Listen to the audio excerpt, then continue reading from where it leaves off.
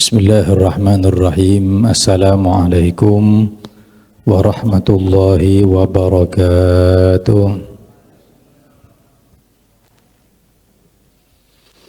Alhamdulillahi rabbil alamin. Wassalatu wassalamu ala ashrafil anbiya'i wal mursalin. Sayyidina wa habibina wa syafi'ina wa qurrati a'yunina Muhammad Sayyidil anbiya'i wal mursalin wa sayyidil syuhada'i was salihin. Salawatu rabbi wa salamuhu alaihi wa alaihim ajma'in. Amma ba'du. Subhanaka la ilma lana illa ma 'allamtana innaka antal alimul hakim. Rabbi shrah li sadri wa yassir li amri wahlul 'uqdatan min lisani yafqahu qawli. Amin ya rabbal alamin. Alhamdulillah, kita panjatkan puji syukur kita kehadirat Allah. Salawat serta salam teruntuk Nabi Muhammad sallallahu alaihi wasallam, Nabiyur Rahmah, Nabi yang membawa rahmat. Wa ma arsalnaka illa rahmatan lil alamin. Dan tidaklah kami mengutusmu wahai Nabi kecuali untuk menjadi rahmat kepada sekalian alam.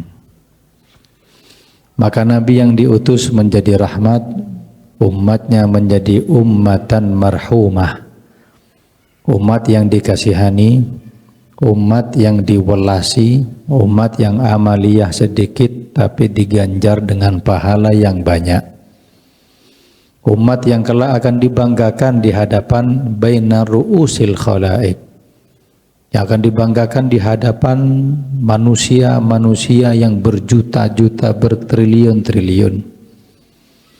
Dalam sabdanya Nabi mengatakan, tazawwaju tanakahu takthuru fa inni mubahin bikumul umama yaumal qiyamah. Menikahlah kalian, punya keturunan yang banyak kalian, perbanyak keturunan kalian karena akan aku banggakan kalian semua di hadapan orang-orang kelak di hari kiamat. Seharusnya yang dibanggakan kalau sempurna, yang dibanggakan kalau sudah memenuhi kriteria Nabi. Tapi Nabi mengatakan siapapun umatku, maka merekalah yang kelak akan aku banggakan di hari kiamat. Mudah-mudahan kita menjadi umat yang betul-betul dibanggakan sama Nabi, bisa menggembirakan hati Nabi Muhammad sallallahu alaihi wasallam, menjadi orang-orang yang dicintai dan mencintai Nabi Muhammad. Gua sarang-sarang doa seperti doanya Imam Sya'rani, Allahumma habibna ilan nabi wa habibin nabi ilaina. Ya Allah, cintakan kami kepada Nabi dan cintakan Nabi kepada kami. Mudah-mudahan kelak dikumpulkan bersama beliau. Amin ya rabbal alamin. Hadirin hadirat yang dimuliakan oleh Allah, kita melanjutkan ta'lim kita di dalam kitab Mukhtasar Riyadhus Shalihin. Kemarin kita telah membahas tentang mujahadah, berusaha untuk menambah amal ibadah. Sekarang kita masuk ke dalam pembahasan babu al-hathu alal izdiyat minal khairi fi awakhiril umri. Bab yang menjelaskan tentang anjuran menambah amal soleh di penghujung umur. Bab bagaimana kita dianjurkan untuk memperbanyak amaliyah-amaliyah kebaikan ketika sudah usia mulai senja. Qala Allah Ta'ala, Allah Subhanahu wa Ta'ala berfirman, awalam nu'ammirkum ma yatadhakkaru fihi man tadhakkar wa ja'akumun nadhir. Awalam nu'ammirkum, bukankah kalian sudah aku kasih umur masing-masing? Ma yatadhakkar fihi man tadhakkar, maka akan beruntung orang yang mengambil peringatan di antara orang-orang yang mengambil peringatan yang lain. Wa ja'akumun nadhir, dan telah datang kepada kalian sang pemberi peringatan. Qala Ibnu Abbas radhiyallahu anhuma, Wal muhaqqiqun ma'nahu awalam nu'ammirkum sittina sanatan. Abdullah bin Abbas, seorang sahabat Nabi Muhammad yang punya kapasitas untuk mentafsiri Al-Quran, beliau mentafsiri ayat ini, bukankah kami telah memberi kepada kalian umur, maknanya apa? Umur 60 tahun. Kalau kita diberi umur 60 tahun, maka dalam tafsirnya dikatakan lam yatruk udhron, nggak bisa kita minta kepada Allah alasan tidak nambah amal ibadah. Ketika orang lalai mulai umur 1 tahun, 2 tahun, sampai umur balik 15 tahun, sampai umur syekhukhah, umur tua 40, terus sampai 60. Ketika nanti berhadapan dengan Allah, dia mengatakan, ya Allah, saya minta uzur, saya minta ditangguhkan lagi, saya minta maaf selama umur ini belum nambah amal ibadah. Allah mengatakan, bukankah sudah saya panjangkan umur kamu 60 tahun? 60 tahun sudah nggak bisa lagi dapat uzur, nggak ada keringanan lagi, tidak ada toleransi lagi. Karena 60 tahun ini adalah modal yang seharusnya kamu pergunakan. Maka ulama mengatakan ini adalah ketika manusia dipanjangkan umur 60 tahun, kelak ketika amalnya sia-sia tidak ada alasan di hadapan Allah Subhanahu wa taala. Mugi-mugi selamat ya. Amin ya rabbal alamin. Wa qauluhu ta'ala, dan Allah berfirman, lanjutannya dari ayat tadi, wa ja'akumun nadhir, kan sudah datang kepada kalian ini sang pemberi peringatan. Mayoritas ulama mengatakan adalah Nabi Muhammad sallallahu alaihi wasallam. Bukankah sudah datang kepada kamu Rasulullah? Kalau enggak, pewarisnya Rasulullah, para ulama. Kalau tidak, tanda-tanda yang lain. Sebagian ulama mengatakan an-nadhir, pemberi peringatan ini bukan Nabi Muhammad, tapi adalah uban yang mulai memutih ketika kamu sudah umur senja. Allah bertanya, bukankah sudah aku kasih kalian umur 60 tahun dan sebelumnya sudah ada tanda-tanda? Apa itu? Uban. Uban ini tanda kalau usia sudah lanjut. Makanya orang ini nambah usia sebenarnya bukan nambah, ngurangi usia. Al-ayyamu sahifatul ajal, hari-hari yang kita lalui adalah lembaran-lembaran ajal. Gak nambah umur kita hadirin, tapi ngurangi umur. Dikasih sama Allah ila ajalin musamma, ke ajal yang telah ditentukan. Ini bukan tambah tapi ngurang. Makanya nyun sewu, saya aneh sama orang yang ulang tahunnya dirayakan itu loh ya apa. Nggih. Ulang tahun dirayakan, semoga panjang umur karena doa. Tapi ulang tahun dirayakan nambah umur, loh nambah umur, ngurangi umur. Saya tanya, orang ulang tahun itu nambah umur napa berkurang umurnya? Berkurang. Dapat apa hilang? Hilang. Di mana-mana orang kalau kehilangan itu sedih bukan senang. Zaman dapat arisan, senang masuk akal. Zaman kehilangan sepeda motor, ya sedih. Lah kehilangan itu sedih. Lah ini kehilangan senang. Anak muda senyum-senyum. Apa mas? Sepeda hilang. Waras gak waras? Gak waras. Lah kehilangan kok senang. Nambah itu seneng.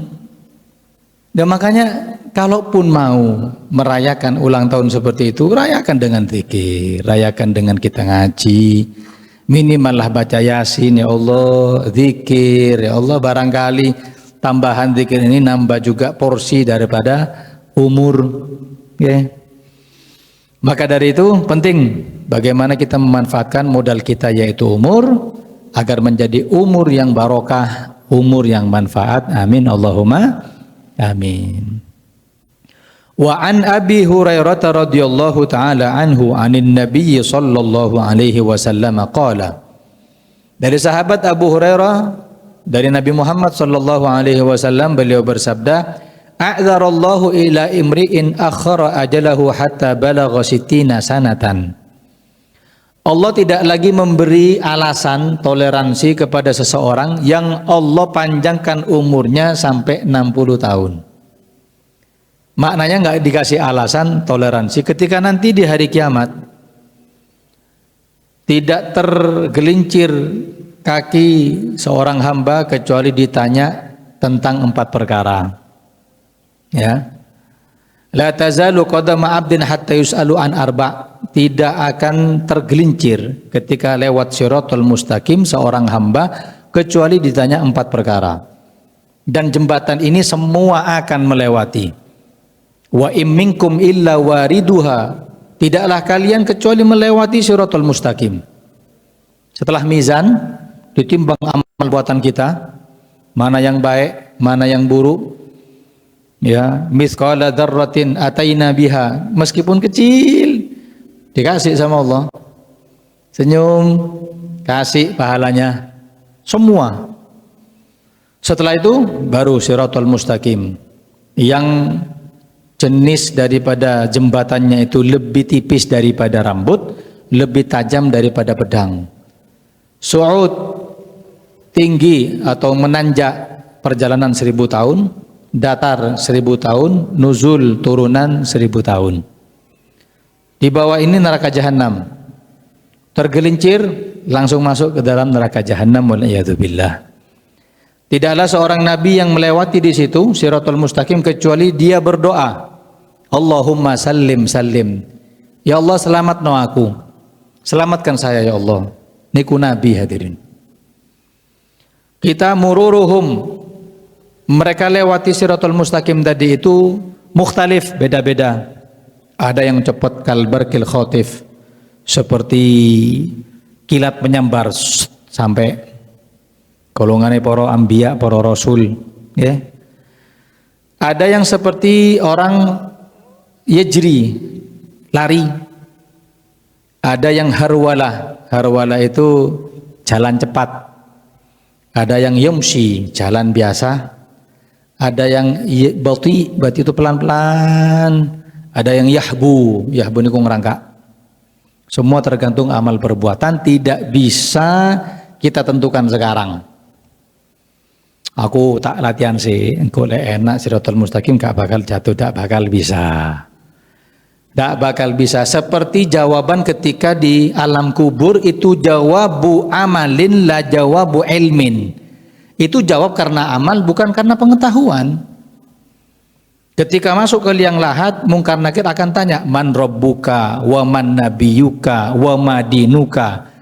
Siapa Tuhanmu, nabimu siapa, apa agamamu. Sampeyan masih apal, tapi gak pernah ngelakoni ini, ndak iso jawab.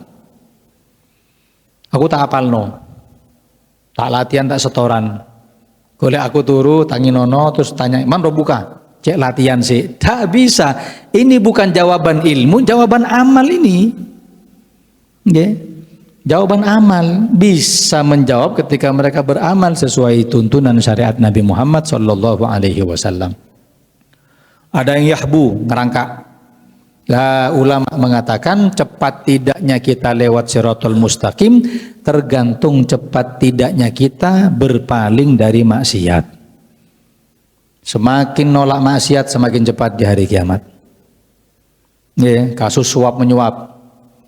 Anu Pak, nyun sewu titip nggih. Napa niki? Titip lah, cek anakku masuk. Pinten? 3 ikat. Oh nggih aman. Oh, model sing ngerangkak hadirin. Tapi lek teges, bah mboten. Ini suap ini. Rasuah ini. Gak boleh. Allah melaknat orang yang menyuap dan yang minta suap. Gimana? Banter. Cepat nanti ketika melewati Shirathul Mustaqim. Iya, gak main-main. Makanya Allah tidak akan memberi uzur kepada orang yang sudah umurnya 60 tahun. Gak ada sudah.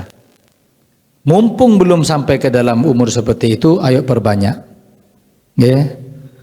Ini perjalanan yang sangat panjang. Nunggunya kita di alam barzakh saja, kalau dikalkulasi dengan umur kita hidup di dunia, gak nutut hadirin. Mbah-mbah kula kali panjenengan yang sudah wafat itu berapa ratus tahun sudah, sampai sekarang belum dibangkitkan. Ya apa sangune? Kita mentok, kata Nabi, a'maru ummati ma baina sittin wa sab'in. Umur umatku itu antara 60 sampai 70. Katakanlah bonus 100. Ya, 100. Ketika 100 masuk ke liang lahat, dan nunggunya sampai ditiupkan trompet sangkakala berapa ribu tahun. Melewati ini saja gak nutut amalnya. Makanya masuk akal umat Kanjeng Nabi, amal satu diganjar banyak. Amal satu minimal diganjar 700 kali lipat. Sholat sunnah seperti pahalanya 12 tahun. Gak ngene, gak nutut. Gak nutut. Terus nyantai-nyantai. Gak sholat mas, si ono meneh. Iya. Sholat ya ono, sampean takutnya gak ono. Nah gini-gini loh, ya, yang perlu kita perhatikan karena tidak lain peringatan dari Nabi Muhammad SAW lewat hadisnya. Qala ulama, maknahu lam yutrak lahu udhran idza amhalahu hadhil muddah. Allah tidak akan meninggalkan, tidak akan mau menerima alasan apapun ketika kita itu lalai di masa umur 60 tahun tersebut. Na'udzubillah. Makanya ada seorang ulama mengatakan ad-dunya suqun, dunia ini pasar, rabiha fihi man rabiha wa khasira fihi man khasir. Di pasar itu yang memang dagangannya pinter, cara dagangnya pinter, ya beruntung, oleh hati dapat laba. Tapi kalau dia malas untuk buka toko, dia akan rugi. Lah dunia ini seperti pasar. Waktu ini orang itu buka pasar, dia ikut buka, juga nawari barang, insya Allah. Waktu ini orang taat, ya taat. Waktu ini sholat, dia sholat, Jumatannya Jumatan. Ketika orang tutup, sami tutup. Lah orang yang rugi bagaimana? Orang yang rugi waktu ini orang buka, dia tutup. Waktu ini orang tutup, dia buka. Siapa mau beli? Ya. Orang sudah Jumatan bingung, sentek Jumatan nih, entek wesan. Aku selali wesan, tidak bakalan lalai. Ketika sudah di pasar tadi ini tidak berniaga, akhirnya setelah dagangannya habis, modalnya entek, gak bisa nambah. Gelek modal uang. Modal uang kita bisa minjem, bisa ditambah. Lek modal umur siapa mau nambahi? Siapa jualan umur? Gak ada. Saya mulai dulu belum pernah dapat riwayat orang bisa ngasih umur kecuali satu. Dalam kitab Sabilul Adhkar, Al-Imam Al-Haddad radhiyallahu taala anhu, beliau menukil satu riwayat Sayyidina atau Nabi Allah Adam alaihi salam. Nabi Adam diciptakan, ya. Setelah diciptakan, Nabi Adam ditampakkan cahaya banyak. Di antara cahaya itu ada yang paling terang. Nabi Adam tanya, "Ya Rob, itu cahaya siapa?" Kata Allah, "Itu cahaya anakmu, namanya Daud alaihi salam." Anakku Daud. Tanya Nabi Adam, "Ya Rob, berapa kau kasih umur kepada Daud ini?" Kata Allah, "Aku kasih umur kepada Daud adalah 60 tahun. Sittina sanatan, 60 tahun. Ya Rob, kata Nabi Adam, boleh enggak umur yang Allah kasih kepada saya mau infakkan kepada anakku Daud 40 tahun. Biar sempurna umurnya menjadi 100 tahun. Maka dikabulkan permintaan ini dari Nabi Adam kepada Allah, diberikan umur sampai menjadilah umur Daud 100 tahun. Ini aja riwayat yang bisa memberikan umur. Yang lainnya nggak ada. Ayo. Kalau bisa yang namanya umur itu bisa diberikan, Masya Allah nggak bakal ada rumah sakit hadirin. Iya kan, rumah sakit dilihat, oh kurang sehari, saya tak transfer sih. Tapi gak bisa, ini modal gak bisa.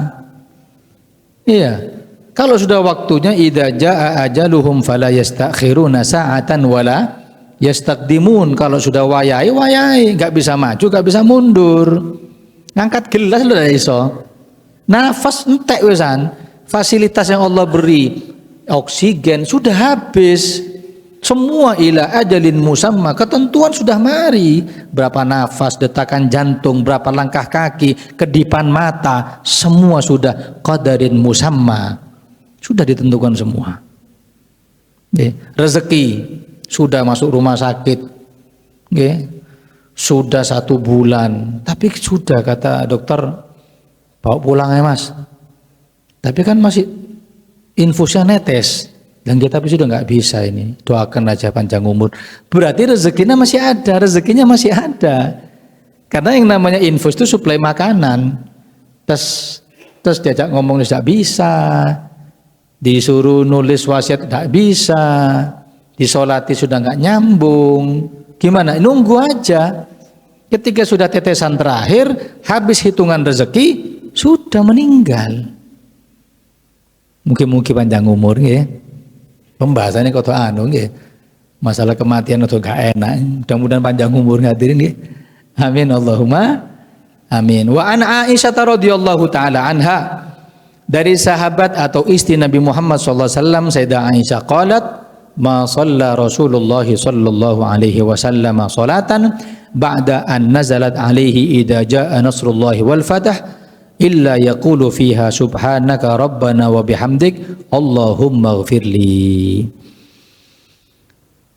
Sayyidatuna Aisyah radhiyallahu taala anha, beliau bercerita belum pernah Nabi Muhammad salat setelah turun ayat idza jaa nasrullahi wal fath wa ra'aitan nasa yadkhuluna fi dinillahi afwaja fasabbih bihamdi rabbika wastaghfirhu innahu kana tawwaba, kecuali setelah itu Nabi doa apa? Subhanaka rabbana, maha suci engkau ya Allah, wa bihamdika, dan kemuliaan pujian untukmu, Allahumma ghfirli, ya Allah ampuni aku.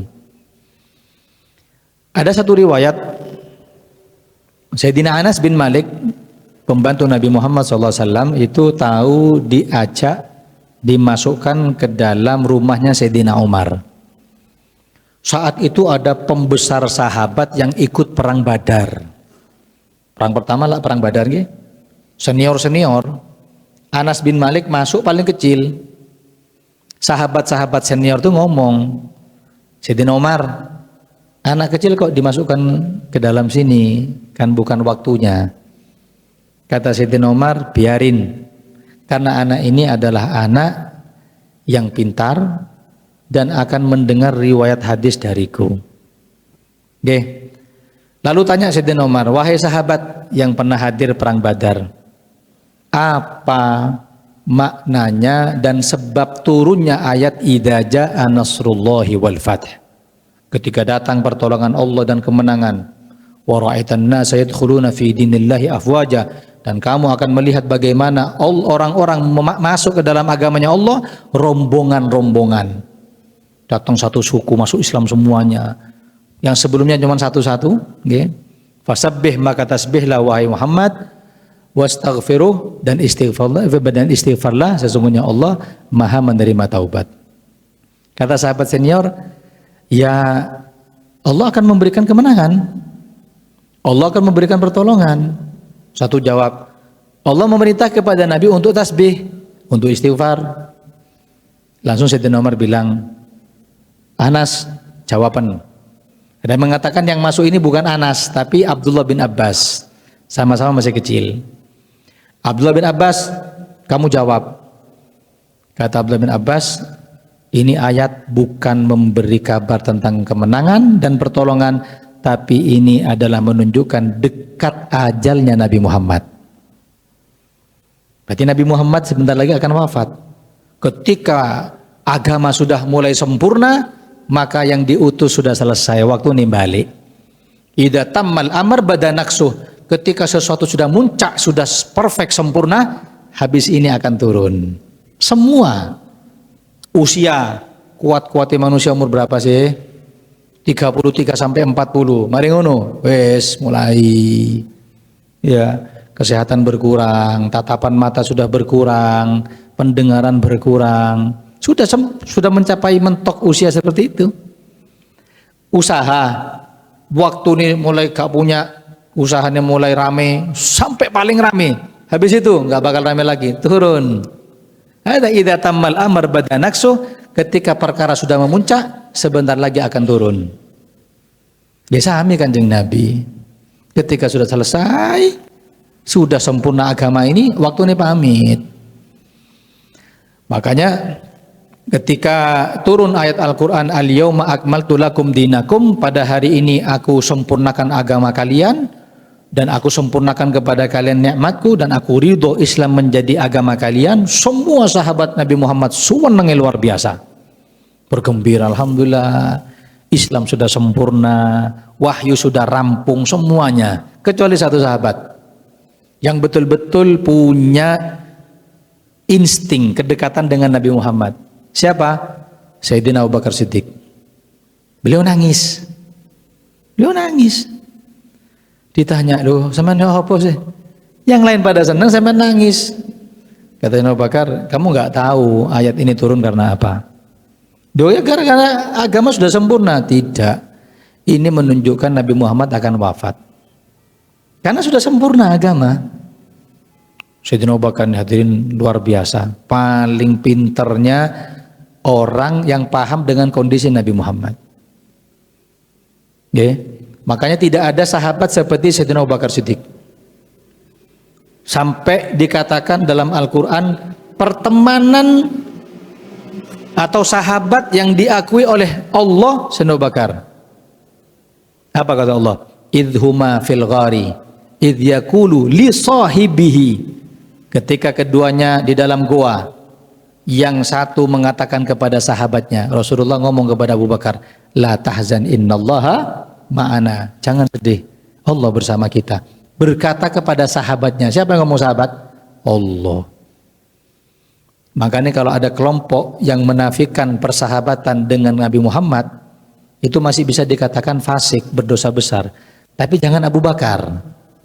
Kalau Sayyidina Abu Bakar dikatakan itu bukan sahabat Kanjeng Nabi, kafir langsung. Kafir langsung. Barang siapa yang mengingkari persahabatan Abu Bakar dengan Nabi, sudah langsung kafir.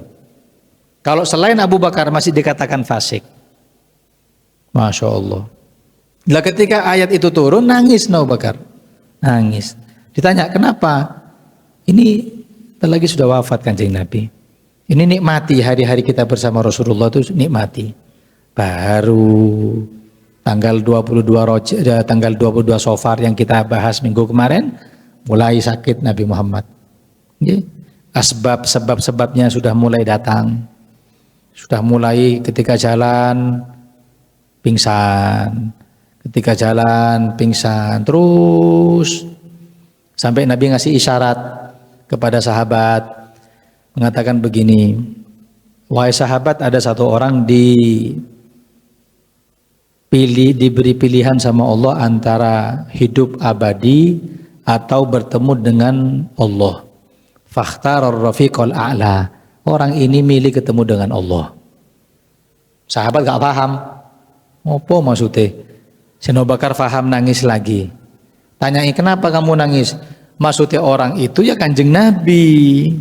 Cerita ada orang dikasih pilihan sama Allah, ya saya ini mau hidup abadi atau cepat bertemu dengan sang kekasih yaitu Allah.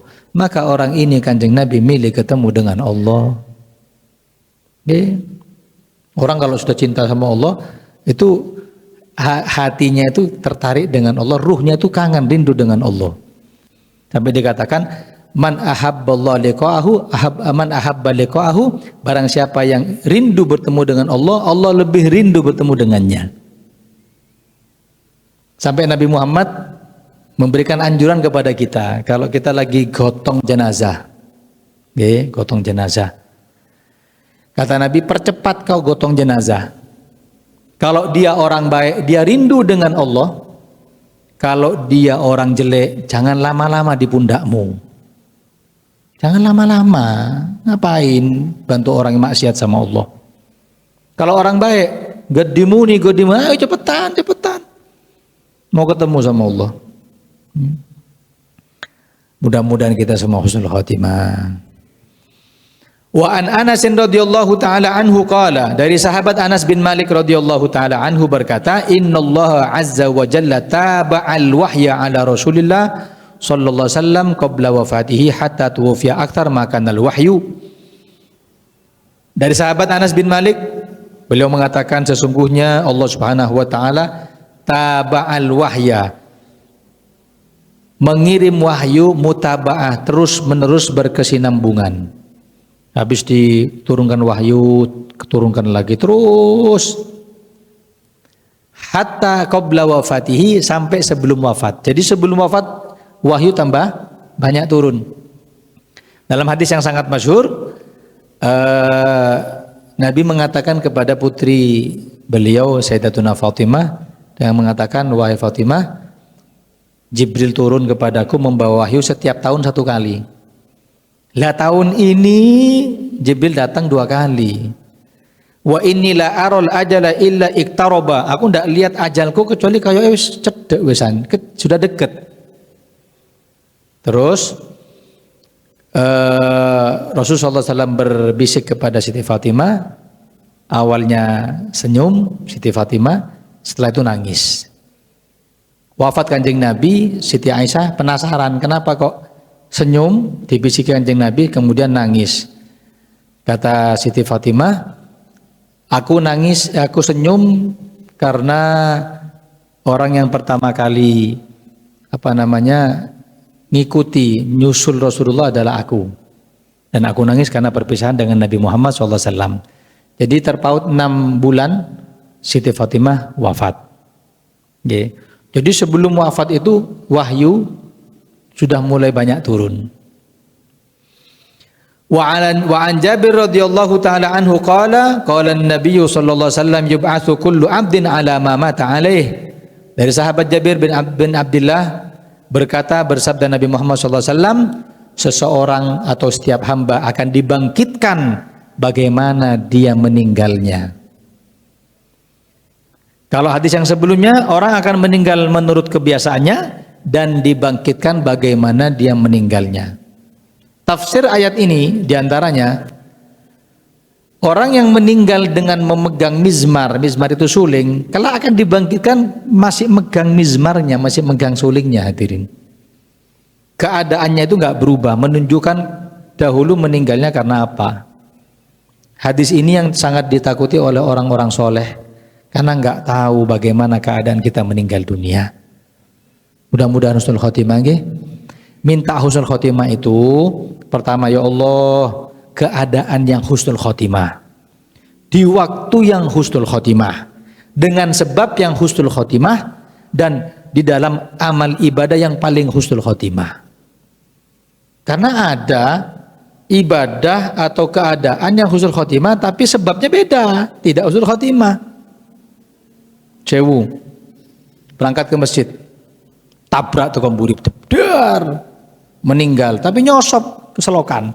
Kan tempatnya gak husnul khotimah, gak husnul khotimah tempatnya, kan kurang bagus tempatnya selokan itu kan, meskipun berangkatnya itu mau ke masjid. Jadi minta sama Allah, pokoknya husnul khotimah semuanya ya Allah, mau tempat, keadaan, amal ibadah, di waktu-waktu yang mustajab. Allah akan memberi apapun yang kita minta, asalkan minta. Minta sama Allah. Gak harus waktu sholat. Kan pengennya waktu sholat. Kalau mau meninggal waktu sholat, perbanyak kita sholat. Ingin meninggal dalam keadaan ngaji Quran, perbanyak ngaji Quran. Mau meninggal dalam keadaan zikir, perbanyak zikir. Nggak tahu ngaji, mau minta dalam keadaan meninggal ngaji, nggak mungkin. Kapan minta kepada Allah? Saat-saat kita lagi dekat, lagi intim sama Allah. Kapan? Ketika panjenengan lagi rindu. Kan ada, Allah tuh kadang memberi kepada kita ba'ith, percikan cahaya ilahi. Tiba-tiba hadir maulid, atau pas dengarkan pengajian, atau pas sholat, tiba-tiba pengen nangis. awak-awak iki kakek dosa. Nangislah saat itu. Itu tempat-tempat kita dekat sama Allah. Banyak orang soleh minta meninggalnya dalam keadaan seperti itu. Pas mahlul qiyam, ya Nabi salam, tala'an, kan nangis kita hadirin. Menghadirkan kanjeng Nabi seakan-akan datang. Delok awak-awak sing kotor iki.